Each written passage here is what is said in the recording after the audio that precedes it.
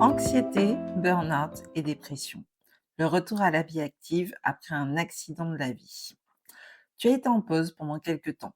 Tu t'es mis en retrait, tu t'es occupé de toi, tu pensais que ça allait un peu mieux. Bon, ok, ce n'était pas nickel tout le temps. Tu n'as pas eu l'impression d'être au top du top avec une confiance absolue, mais quelque chose revenait. Un matin où se lever était un peu plus facile, tu t'es surpris ou surprise à sourire avec une envie de faire un petit projet. Une sensation courte, presque fragile, que la vie n'était peut-être pas complètement cloisonnée. Et puis quelqu'un t'a posé la question, presque banale, que tu savais déjà qui allait arriver, mais que tu redoutais aussi parce que tu ne te sentais pas encore prête ou prête à y répondre. Alors, tu reprends quand? Ou alors, tu sais ce que tu vas faire maintenant? Et après, tu te projettes comment? Et là, ton corps a réagi avant toi. Tu as ressenti une espèce de pincement, comme un début de crampe, dans la gorge, dans le ventre, dans la poitrine. Tu n'as pas forcément paniqué, tu as peut-être même répondu avec un petit sourire. Oui, j'ai un arrêt jusqu'à telle date, mais je vais voir comment ça se passe d'ici là. Ça progresse, je vais reprendre doucement. Mais à l'intérieur, c'est comme si le vent s'était subitement levé. Les questions, les images, les scénarios, et la peur s'est activée. Et si je n'y arrivais pas? Et si ce calme-là que je ressentais n'était que le calme avant la tempête? Et si cette amélioration ne durait pas? Et si je rechutais? Et si demain matin, je n'avais plus l'énergie de me lever?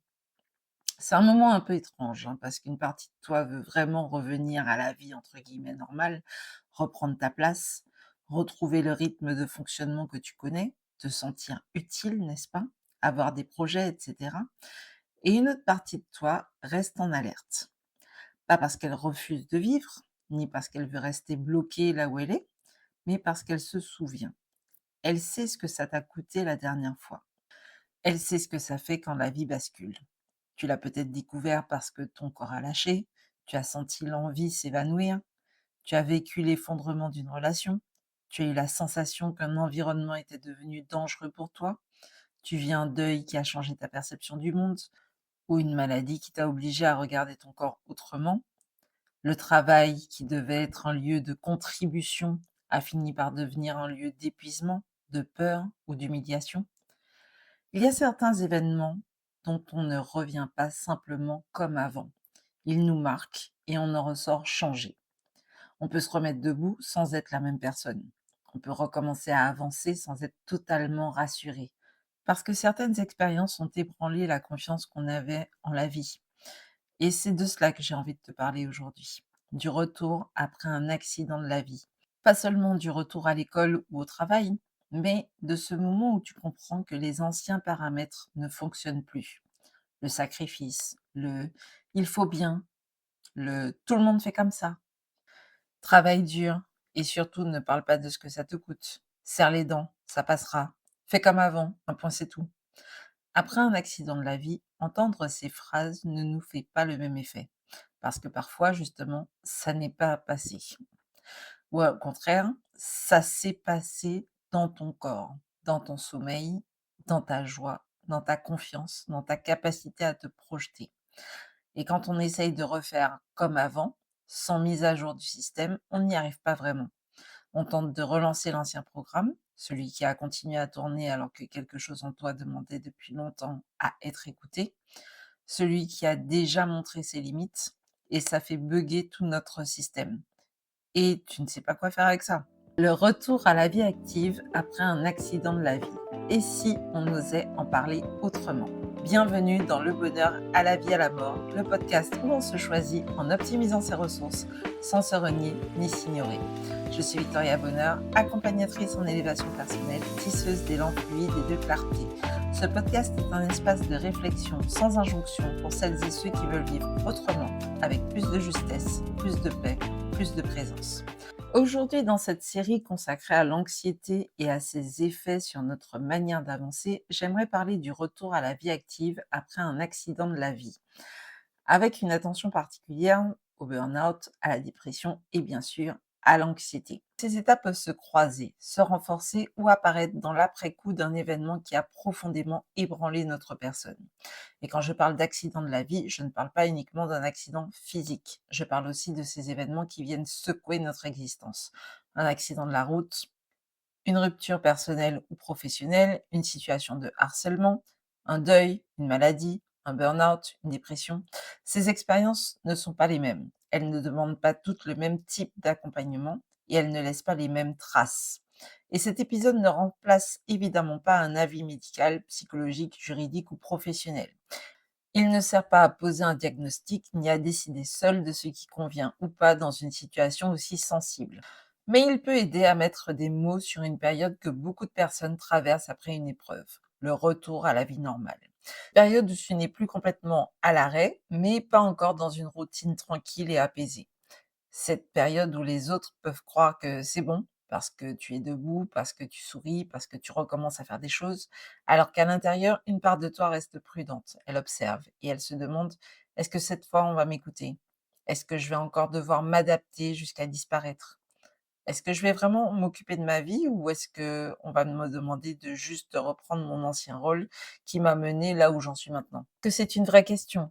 Après un accident de la vie, reprendre ne peut pas simplement vouloir dire recommencer à faire comme avant, en mode, «Bon, maintenant que c'est passé, on retourne à l'ancien fonctionnement».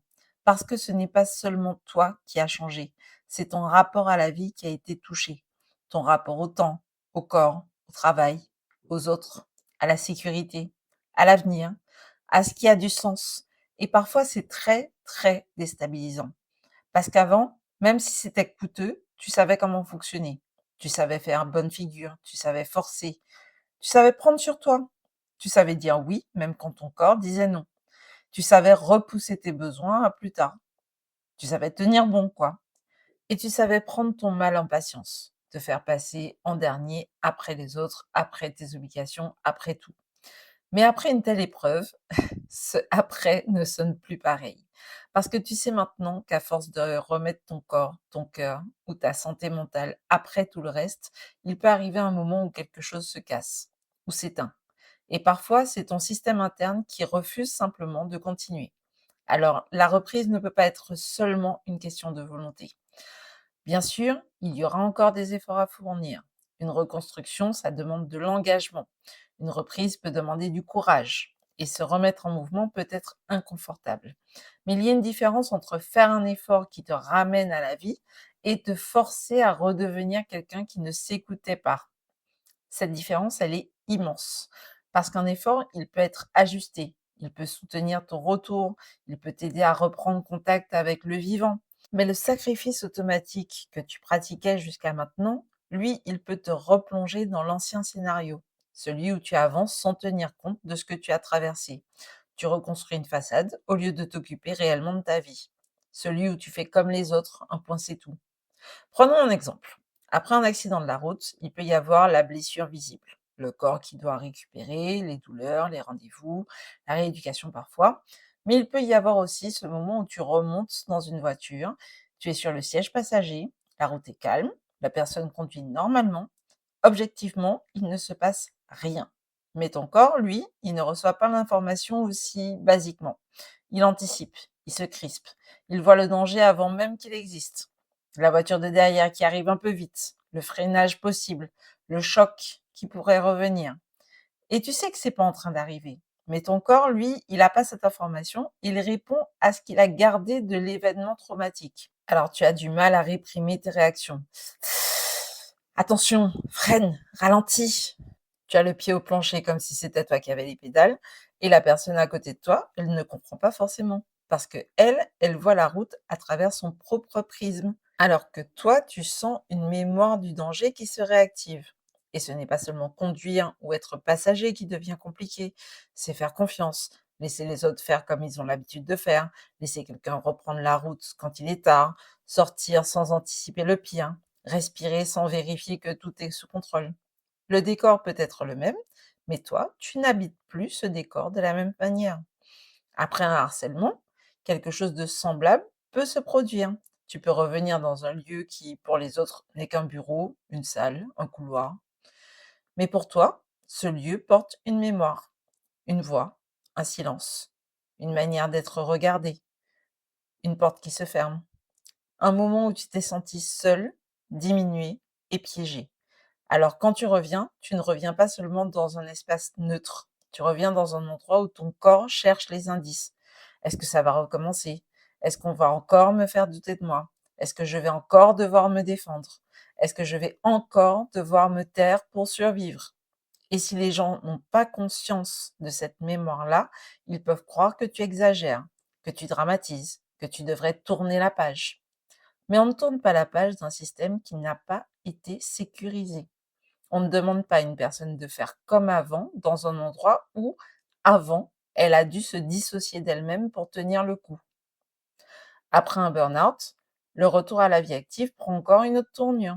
Tu as peut-être passé des semaines ou des mois à ne plus avoir d'énergie, pas juste être fatigué, mais carrément vidé, avec ce corps qui ne répond plus, cet esprit qui n'accroche plus, cette impression que même les choses simples te demandent trop d'énergie, et puis petit à petit, quelque chose revient.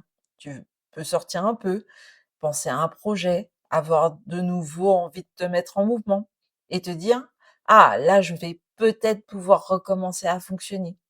Mais dès que la reprise devient concrète, l'anxiété peut montrer le bout de son nez.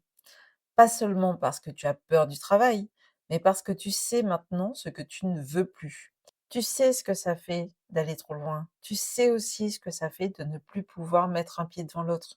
Et une partie de toi refuse de signer à nouveau ce type de contrat dans lequel elle serait obligée de disparaître pour être efficace. C'est là que le retour devient une vraie question. Pas seulement quand est-ce que je reprends, mais dans quelles conditions je reprends. Qu'est-ce qui doit changer? Qu'est-ce que je ne veux plus reproduire? Qu'est-ce que je n'ai plus la possibilité de payer avec ma santé? Parce qu'on peut avoir profondément envie de revenir, peut-être pour des raisons financières et morales, et en même temps être très clair sur le fait qu'on ne peut plus le faire n'importe comment. Ces 2 choses-là peuvent exister en même temps. Ce n'est pas un manque d'envie, ni un manque de courage. C'est parfois le début d'un nouveau fonctionnement basé sur le respect de soi. Et puis, il y a la dépression. Je vais en parler avec beaucoup de délicatesse parce que la dépression, ce n'est pas seulement de la tristesse. Ce n'est pas uniquement ne pas avoir le moral. Elle apparaît quand une part de nous s'est éteinte. L'élan, l'envie, le goût de vivre, la capacité à sentir que demain peut contenir autre chose que l'effort de survivre à la prochaine journée. Et parfois, pendant ou après une dépression, ce qui est difficile, ce n'est même pas seulement faire, c'est aussi vouloir.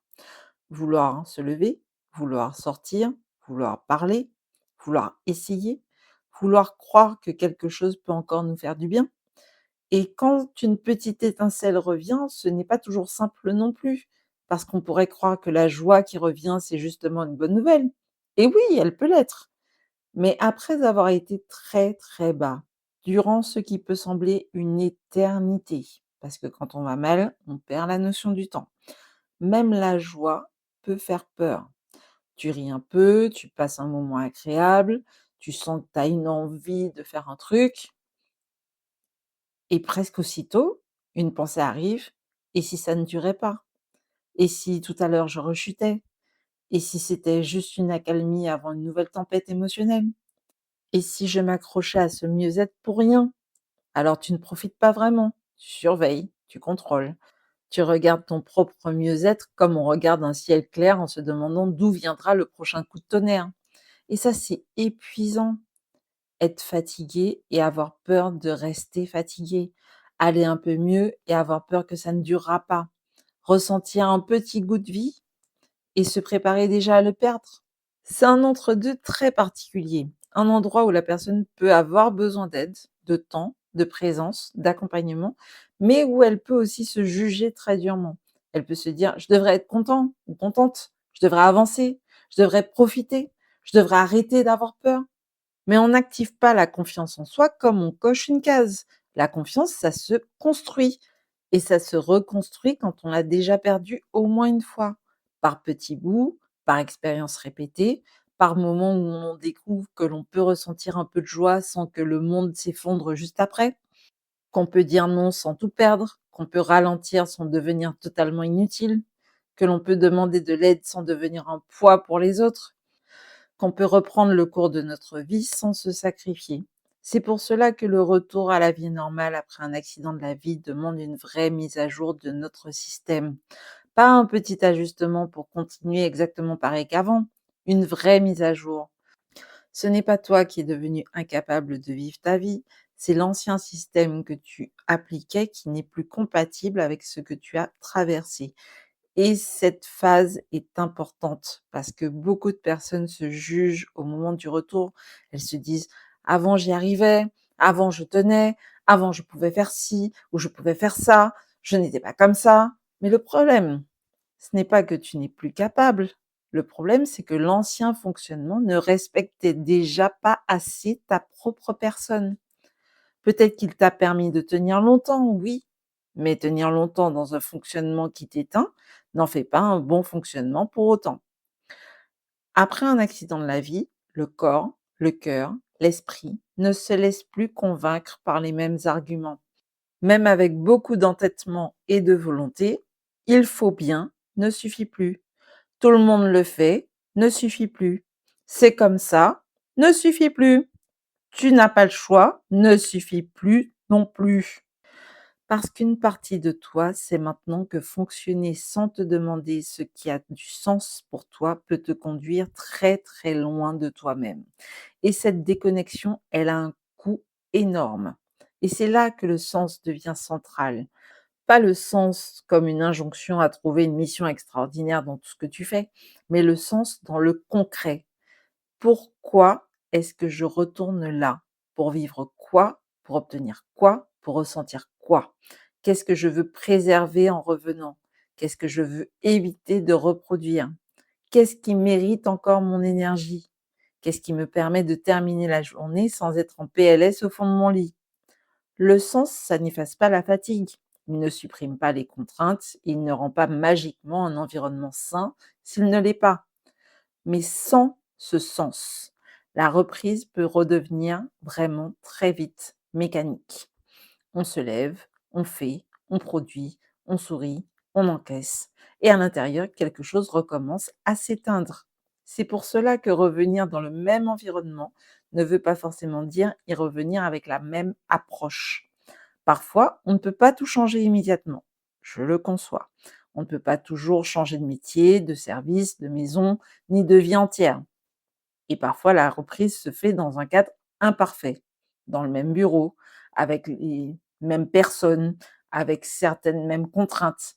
Et même dans un environnement identique, il peut y avoir des paramètres à réajuster. La manière de répondre à l'urgence, de parler de ta charge, de poser tes limites, de respecter ton rythme, de faire de la place à ton repos, une manière de demander de l'aide, de reconnaître ce qui commence à t'éteindre, une façon de vérifier si ce que tu fais a encore du sens pour toi. Et ce sont des choses que tu peux verbaliser, même si, je te l'accorde, ce n'est pas toujours facile. Je ne peux pas le rendre pour demain quand il s'agit d'un dossier, qu'on te confie à la dernière minute. J'ai besoin que la priorité soit clarifiée. Je peux le faire, mais pas dans ces conditions. Je dois faire un point avant d'accepter cette charge. Je sens que ce rythme n'est pas soutenable pour moi. Pour quelqu'un qui a longtemps fonctionné dans le sacrifice, ces phrases peuvent représenter des montagnes, parce qu'elles viennent dire: «Je ne veux plus disparaître pour que le système continue de tourner». Et ce n'est pas de l'égoïsme, c'est une mise à jour nécessaire. Le risque quand cette mise à jour n'a pas lieu, c'est de reprendre avec l'ancien logiciel. Au début, ça peut marcher, tu fais bonne figure, tu rassures tout le monde, tu reprends les mêmes habitudes, tu redeviens disponible, tu souris, tu encaisses et quelque part une partie de toi se dit: «Bah, tu vois, je peux encore gérer». Mais quand tu dois te faire violence pour prouver que tu peux encore fonctionner, alors le prix à payer est déjà en train d'augmenter. La rechute ne commence pas le jour où on s'effondre à nouveau. Elle commence beaucoup plus tôt. Le jour où tu sens que ça tire, mais que tu dis oui quand même. Le jour où tu recommences à minimiser. Quand tu te parles avec fermeté pour te remettre au pas. Quand tu fais semblant d'aller bien pour ne pas déranger. Dès que tu qualifies de normal quelque chose qui t'épuise. Dès que tu repousses encore tes besoins à plus tard, en espérant que cette fois, ton corps ne réclamera pas l'addition trop vite. C'est pour cela qu'un retour à la vie normale après un accident de la vie demande de la présence, avec bienveillance et compassion pour soi-même, sans être dans l'obsession d'éviter la rechute. Mais c'est une capacité à entendre: je recommence à faire comme avant. Là, je vais un peu trop vite. Là, je ne suis pas seulement en train de faire un effort, je suis en train de m'abîmer. Là, j'ai besoin d'aide. Là, j'ai besoin de retrouver du sens avant de continuer. Et parfois, ces appuis doivent être très concrets. Il peut s'agir d'un professionnel de santé, d'un accompagnement psychologique, d'un échange avec le médecin du travail, une visite de pré-reprise, d'un temps partiel thérapeutique lorsque le cadre le permet, d'une adaptation de poste, d'un rythme progressif, d'une personne ressource ou simplement d'une conversation qu'on va préparer avant d'être déjà à bout. Ces soutiens-là ne disent pas que tu es faible. Ils peuvent être des manières de rendre la reprise plus soutenable, parce qu'on ne demande pas à une cicatrice récente de supporter les mêmes frottements qu'une peau qui n'a jamais été blessée.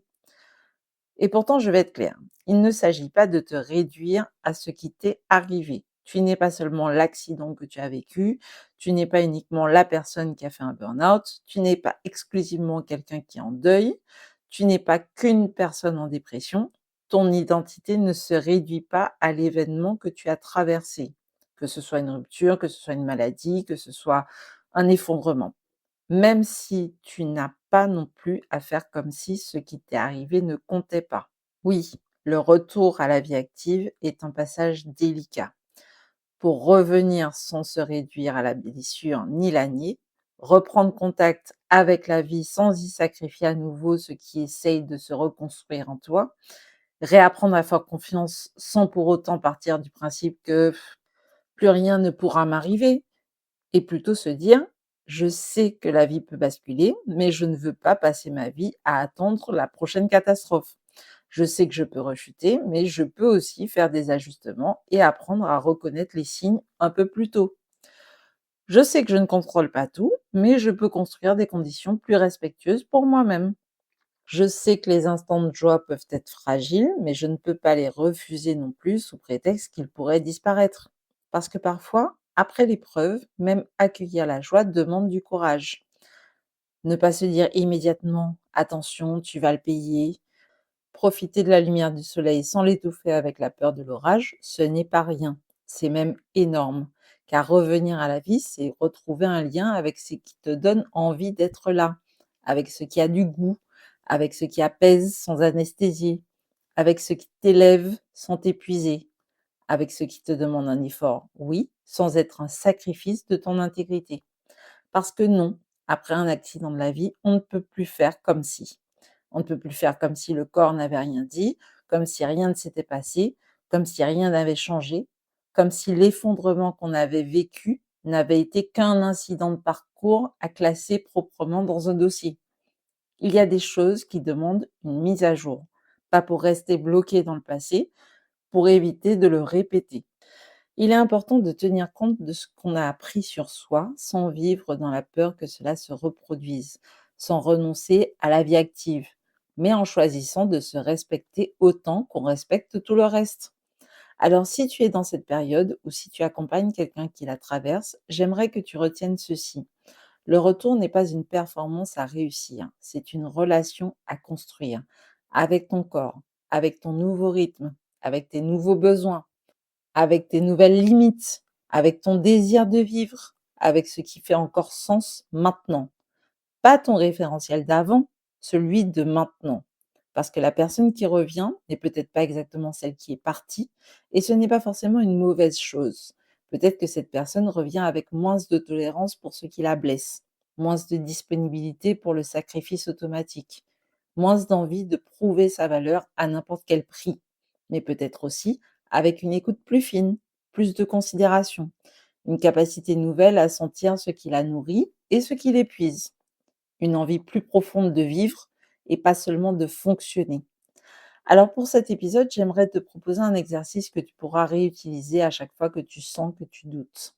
Pas pour décider seul ce qui relève du domaine médical, psychologique, professionnel ou juridique, ni pour remplacer l'accompagnement d'un professionnel. mais pour commencer à clarifier ce que l'événement qui t'a transformé t'invite à conscientiser. Demande-toi, qu'est-ce que cet événement a changé dans ma manière de voir la vie? Qu'est-ce que je ne peux plus faire comme avant sans que ça ne m'épuise?